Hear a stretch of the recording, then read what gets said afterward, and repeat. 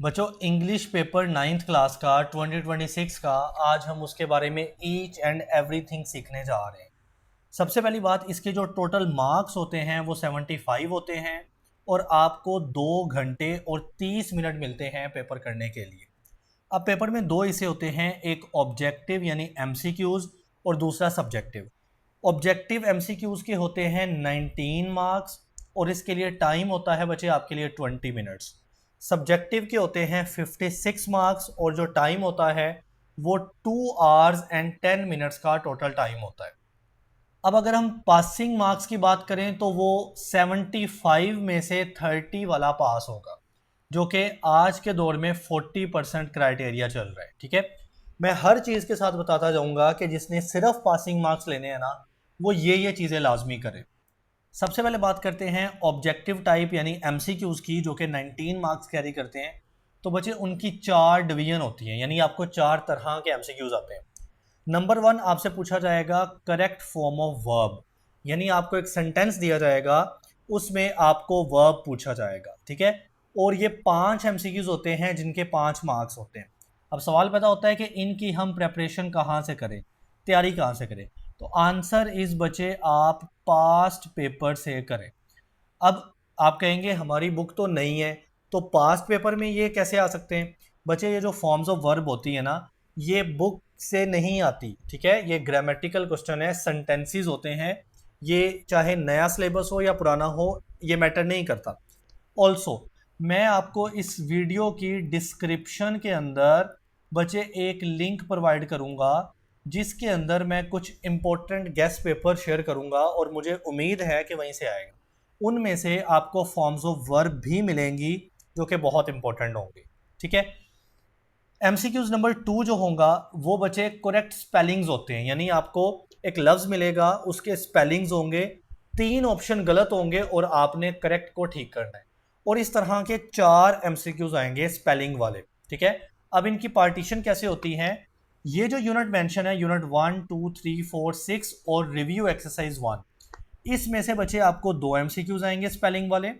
ठीक है, unit number 7 9 11 और रिव्यू एक्सरसाइज 2 में से भी आपको 2 स्पेलिंग वाले एमसीक्यूज आएंगे। ठीक है, अब नेक्स्ट क्वेश्चन कि हम इनकी सर तैयारी कैसे करें। तो बच्चे इनकी तैयारी का एक सिंपल सा रूल मैं आपको बताता हूं। आपने इन सारे यूनिट्स में से शॉर्ट क्वेश्चन जब याद करने हैं ना, शॉर्ट आंसर क्वेश्चंस, तो उनमें से हर लफ्ज को अच्छे से फोकस के साथ उसके स्पेलिंग को पढ़ना है। ठीक है, प्लस जब आप हर चैप्टर की बचे ट्रांसलेशन याद करेंगे, तो आपने उस ट्रांसलेशन के पैराग्राफ्स में जो वर्ड्स आ रहे हैं उनके स्पेलिंग्स को भी आपने फोकस के साथ देखना है, और यूं इसकी तैयारी हो जाएगी। ठीक है, यानी इसके लिए आपको स्पेशल पूरे चैप्टर पढ़ना या उसके अल्फाज के स्पेलिंग्स देखने की जरूरत नहीं होती, ये टाइम वेस्ट होता है। ठीक हो गया। क्वेश्चन नंबर 3 एमसीक्यूज का, जिसमें मीनिंग्स ऑफ वर्ड्स यानी अल्फाज के मानी, या जिसको बच्चे आप सिनोनिम्स कहते हैं, ये भी आपको 5 आएंगे, 5 नंबर के होंगे।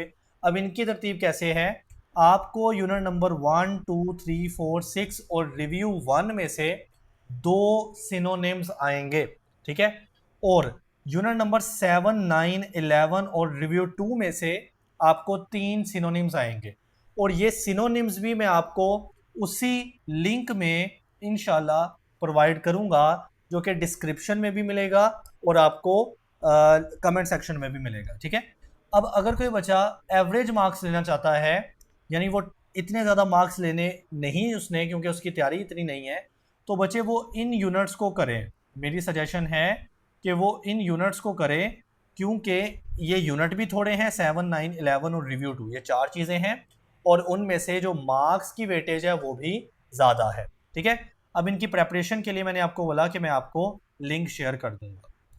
अब बचे चौथा जो सवाल है एमसीक्यूज का, वो ग्रामर का है। ठीक है, और ये वो सवाल है जिसमें बच्चे अक्सर कंफ्यूज होते हैं, उनको ये मुश्किल लगता है, और इसके भी 5 नंबर हैं, ये भी एमसीक्यूज हैं। अब हम इनकी प्रेपरेशन कैसे करेंगे, तो आंसर इज पास्ट पेपर से। वही बात, जो ग्रामर होती है वो नए या पुराने सिलेबस पर डिपेंड नहीं करती, वो हमेशा सेम ही रहती है। तो इसका भी मैं आपको लिंक जो है वो सेम लिंक प्रोवाइड करूंगा, एक फाइल खुलेगी जिसमें आपको डिफरेंट ये सारी चीज़ें मिलेंगी जिनकी मैं बात कर रहा हूँ। ठीक हो गया। अब क्वेश्चन नंबर 1 ऑब्जेक्टिव था और क्वेश्चन नंबर 2 हमारे पास है सब्जेक्टिव टाइप, जिसमें आपको पेपर पे लिखना पड़ेगा। ठीक है, और ये 56 मार्क्स का पेपर है। ठीक है, अब इसमें सबसे पहला जो सवाल है ना वो क्वेश्चन नंबर 2 है, क्योंकि जो क्वेश्चन नंबर 1 है वो दरअसल ऑब्जेक्टिव है यानी एमसीक्यूज है। तो क्वेश्चन नंबर 2 से स्टार्ट होगा।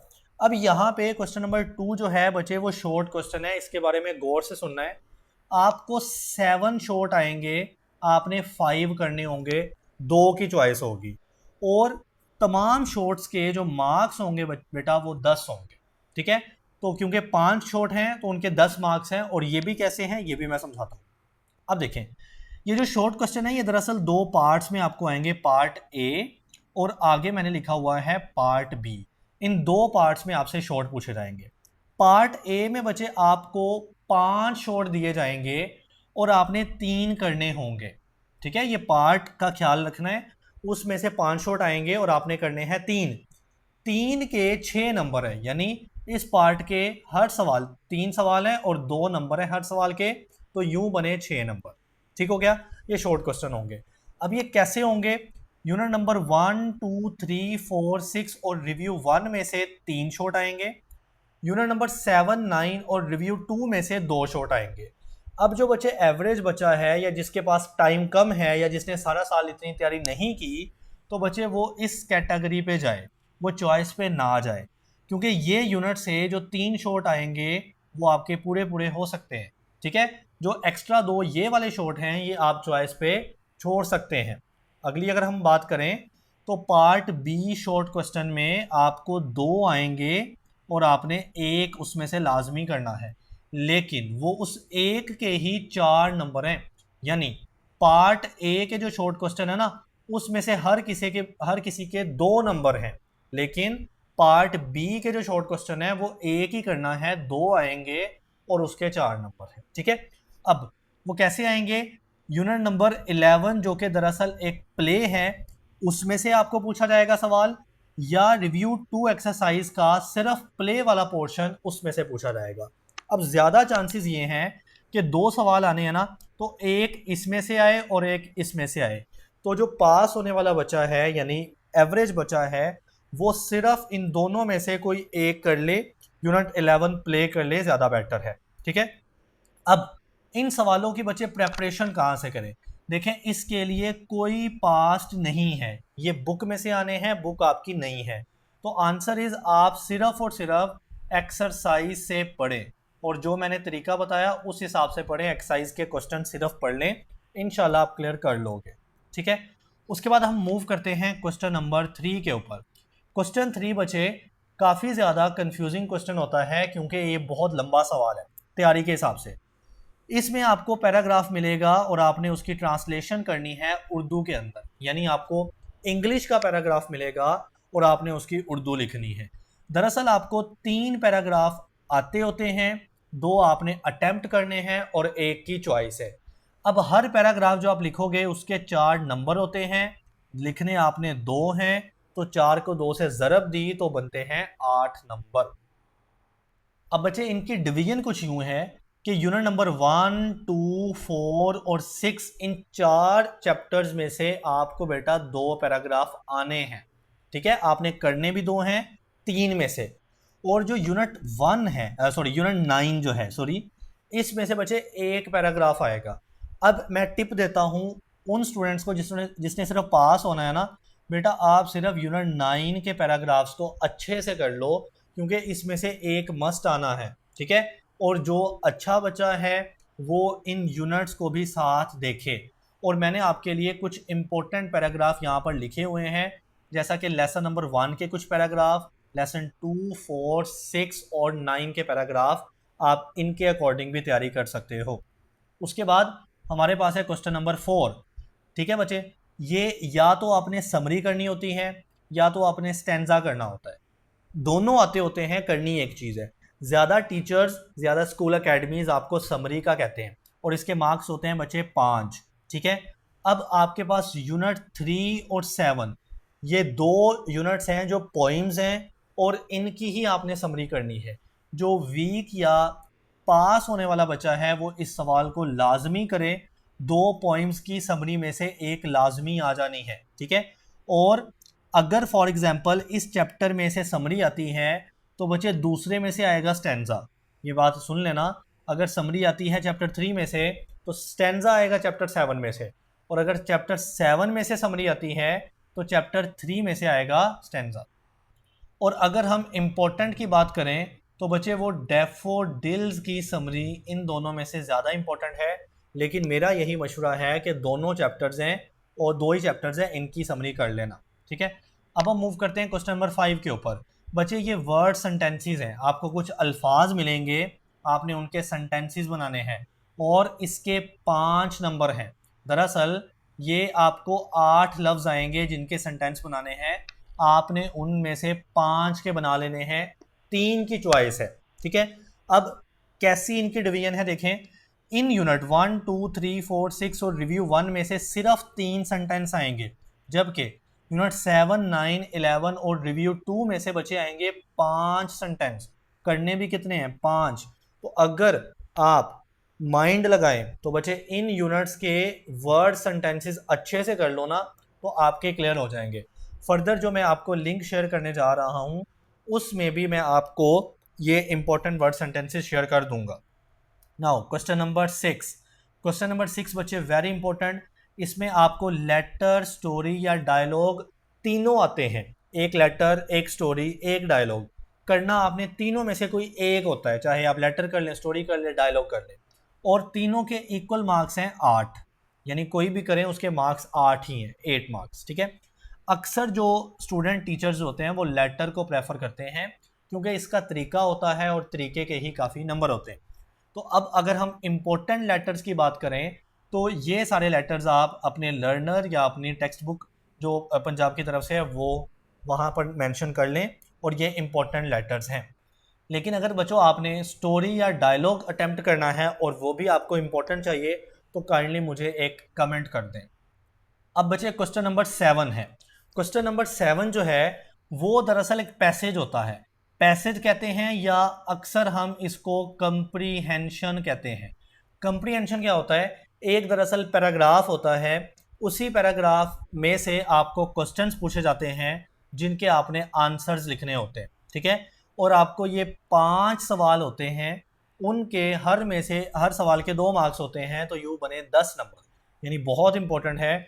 और जो वीक या एवरेज स्टूडेंट है, पासिंग मार्क्स लेने हैं ना बच्चे, उनके लिए ये सबसे जो है ना मज़ेदार चीज़ है, क्योंकि इसमें पैराग्राफ भी आपको दिया जाएगा, गौर से उसको पढ़ना है, उसमें से सवाल जवाब निकाल के लिख देने हैं, ठीक है। अब सवाल पैदा होता है कि आप इसकी प्रेपरेशन कहाँ से करेंगे, तो गौर से सुन लें बच्चे, पास्ट पेपर से। अगेन वही बात कि ये पैराग्राफ पुराने सिलेबस और नए सिलेबस में बिल्कुल सेम है, तो past paper is the best solution. इसके अलावा मैं आपको इम्पोर्टेंट पैराग्राफ उस लिंक में भी, फाइल में भी दूंगा, ठीक हो गया। अब हम नेक्स्ट मूव करते हैं क्वेश्चन नंबर 8 के ऊपर। क्वेश्चन 8 में बच्चे आपको टेंसेस आएंगे, उर्दू आएगी, उर्दू में टेंस होते हैं, आप उसकी इंग्लिश बनाओगे, ठीक है। और इसके 5 नंबर होते हैं। अब सवाल पैदा होता है कि हम इसकी प्रेपरेशन कहाँ से करें? मेरा वही जवाब रहेगा, पास्ट पेपर, ठीक है। पास्ट पेपर में ये टेंसेस जो हैं वो सेम टू सेम पुराने और नए सिलेबस वाले होते हैं, और इसको भी मैं आपको लिंक में प्रोवाइड करूंगा। नेक्स्ट मूव करते हैं क्वेश्चन नंबर 9 के ऊपर। क्वेश्चन 9 में कहता है चेंज द वॉइस, जिसको बच्चे आप आम तौर पर एक्टिव पैसिव कहते हैं, ठीक है। यानी आपको एक वॉइस दी जाएगी, हो सकता है कि वो आपको एक्टिव वॉइस दे दे, आपने पैसिव बनानी होगी, या हो सकता है कि आपको पैसिव वॉइस दे दी जाए, आपने उसका एक्टिव बनाना है। और इसके भी बच्चे आपको 5 नंबर मिलेंगे। इसकी तैयारी भी आप कहाँ से करेंगे? पास्ट पेपर से करेंगे, या फिर जो मेरा लिंक होगा, फाइल होगी, उसमें से करेंगे। और बच्चे जो वीक या एवरेज स्टूडेंट है ना, जिन्होंने पास होना है, वो टेंसेज और इस सवाल को तब करेंगे अगर उनके पास टाइम बचता है, क्योंकि इनकी वर्थ या वैल्यू बहुत कम है और इनकी जो तैयारी है वो ज़्यादा है, ठीक हो गया। अब नेक्स्ट मूव करते हैं। लास्ट में हम आपको एक मॉडल पेपर दिखाएंगे, मेरी बात गौर से सुनना, अक्सर बच्चे समझेंगे शायद इसी में से आएगा, ये सिर्फ मॉडल पेपर है, हो सकता है इसमें से कुछ आ जाए, हो सकता है ना आए। तो ये सारा आपने गौर से देख लेना है, क्वेश्चन 1 MCQs का है वही 4 सेट, ठीक है, 1 2 3 और 4 जो मैंने आपको इस वीडियो के शुरू में बताया ना, आप अब उसको साथ रिलेट कर सकते हैं, मैच कर सकते हैं, ठीक है। अब ये सब्जेक्टिव पार्ट है। क्वेश्चन 2 शॉर्ट क्वेश्चन, क्वेश्चन 3 आप देख सकते हैं, जो मतलब क्वेश्चन 2 का ही पार्ट ए शॉर्ट है और पार्ट बी। क्वेश्चन 3 हो गया, ठीक है। फिर अगले पेज पे मूव करते हैं। क्वेश्चन 4 समरी हो गई, 5 जो है वर्ड्स एंड टेंसेस हो गए, 6 जो है वो लेटर स्टोरी या डायलॉग हो गया, 7 जो है वो पैसेज हो गया, इस तरह का पैराग्राफ आएगा। इसको अच्छे से पढ़ना है और इसी में 5 सवाल पूछे जाएंगे, उसके आपने आंसर्स करने हैं। इंपॉर्टेंट मैं शेयर कर रहा हूँ, ठीक है। उसके बाद आपको यहाँ पे टेंसेस होंगे, तो अगेन ये टेंसेस का मैंने नहीं बताया बच्चे, 5 करने हैं, टोटल 8 होंगे, 1 2 3 4 5 6 7 8, 8 टेंसेस में से 5 करने हैं और हर का एक नंबर है तो टोटल भी 5 हो गए, ठीक है। आखिरी चीज़ है, बल्कि सेकंड लास्ट चीज, बल्कि आखिरी है, क्वेश्चन 9। क्वेश्चन 8 इसको आप इग्नोर कर दें, ये आपके लिए नहीं है। क्वेश्चन 9 जो है वो चेंज द वॉइस है, यानी एक्टिव पैसिव है। बच्चे ये टोटल 5 ही आएंगे, इसमें चॉइस नहीं होगी और हर का एक नंबर होगा तो टोटल भी 5 बने।